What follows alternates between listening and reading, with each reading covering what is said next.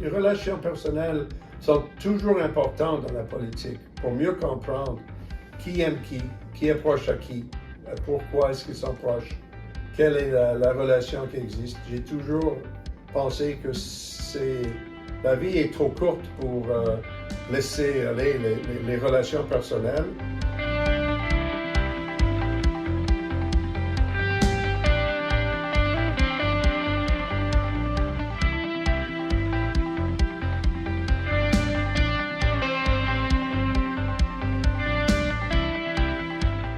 J'étais élu dans le moment où j'étais assez jeune, à ce moment, j'avais 30 ans quand j'étais élu en 78.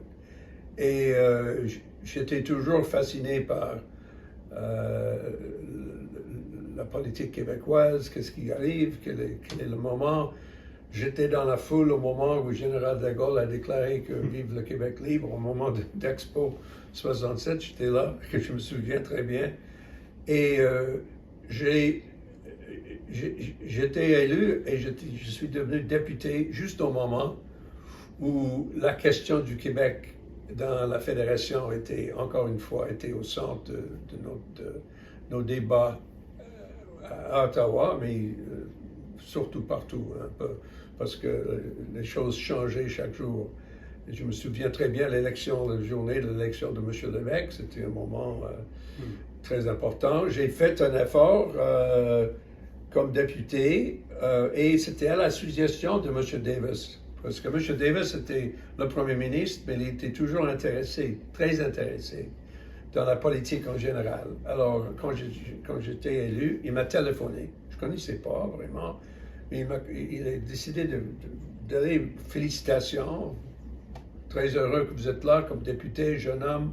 Moi, j'étais jeune à un certain moment, j'étais élu à Queen's Park et j'ai eu des conversations souvent avec lui.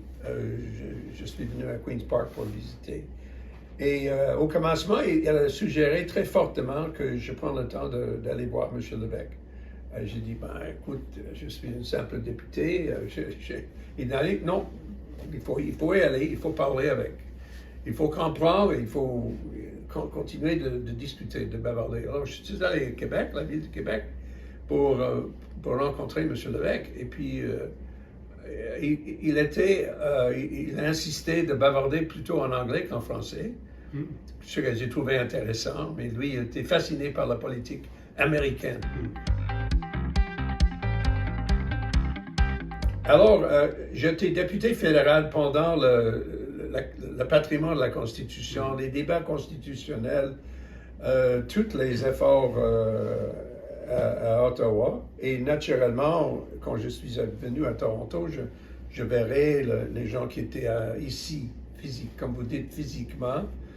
Et c'est la raison pour laquelle, quand j'étais élu comme Premier ministre, quand je suis retourné à la politique provinciale, j'ai travaillé pour 8 ans avant de mon élection comme Premier ministre.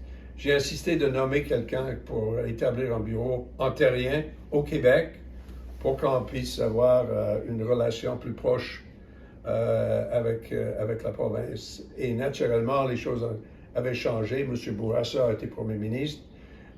Je l'ai rencontré plusieurs fois avant son élection. Et j'ai établi vraiment une grande amitié avec M. Bourassa. C'était le Premier ministre que je connaissais le mieux. Aussi M. Johnson, Daniel Johnson, aussi en même temps, on a resté des amis depuis longtemps. Mais avec M. Bourassa, j'ai eu une relation très, très, très proche, parce que c'était le moment juste après la défaite de Lac-Meach, ou l'échec, disons, pas la défaite, mais l'échec de Lac-Meach, ça n'a pas marché. J'étais élu au moment, et c'était au moment de la maladie, la première maladie de M. Bourassa. Alors, la première fois que on a visité ensemble comme Premier ministre, c'était en Floride, parce qu'il était là, il était en pleine convalescence de sa maladie.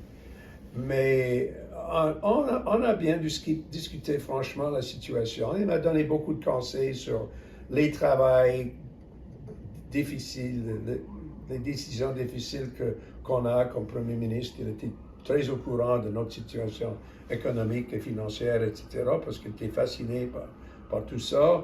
Et quand les discussions constitutionnelles ont été réétablies par M. Mulroney avec ce qu'on appelle le rond de Charlottetown, on a été tous impliqués ensemble. Et alors, on est devenus très proches. Et je crois que je suis peut-être un des premiers qui l'a dit en privé qu'il allait prendre sa retraite après tous les événements qui ont eu lieu. L'amitié entre nos deux provinces est très importante. J'ai donné des discours souvent à l'Assemblée législative, à la Chambre des communes, sur l'histoire de la Fédération, comment ça a marché, quels ont été les grands débats, les grandes différences. Et il faut comprendre que M. Davis et M. Lévesque avaient des relations personnelles très, très bonnes. René et Bill, ils étaient les deux. Et c'était un aspect de la personnalité des deux hommes. Parce que René Lévesque était un homme très ouvert avec n'importe qui. Il était très amical. Ouais. Naturellement, il avait ses idées, il avait son sens de comment le monde devrait travailler, devrait marcher. Mais c'était pas un souverainiste dur, je dirais pas. Il était beaucoup plus souple que ça. Effectivement, M. Peterson et M. Bourassa étaient très proches. Ils étaient de bons amis. Et vous vous souvenez bien, la défaite de M. Peterson n'était pas attendue. Mon arrivée n'était pas attendue. Mais c'est M. Bourassa qui était un des plus ouverts. Il m'a téléphoné après, il m'a dit, Bob, j'attendais pas à te parler, mais écoute, je suis en Floride, j'espère que tu peux venir me voir à un certain moment. Je dis, oui, je serai là à Noël, avec plaisir. Non, les relations personnelles sont toujours importantes dans la politique, pour mieux comprendre qui aime qui est proche à qui, pourquoi est-ce qu'ils sont proches, quelle est la relation qui existe. J'ai toujours pensé que la vie est trop courte pour laisser aller les relations personnelles et il faut les cultiver si c'est quelqu'un qui vous intéresse. Je veux voir plus de visites entre les deux provinces, plus de relations personnelles entre les gens, plus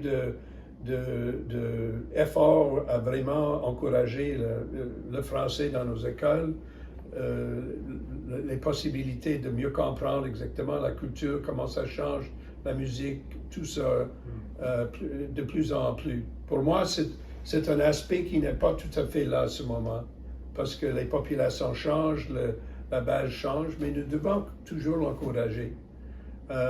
Et pour moi, ça, c'est un aspect de l'amitié on doit faire plus pour ça. Si j'avais un choix, je dirais, c'est là où on doit mettre la priorité. Les relations entre les politiciens, ça va continuer, sans problème. Parce que c'est essentiel, c'est normal, c'est ce qu'on doit avoir. Mais pour moi, la question plus importante, c'est comment encourager une vraie relation entre les deux provinces, entre la population des deux provinces. Ça, c'est la chose essentielle.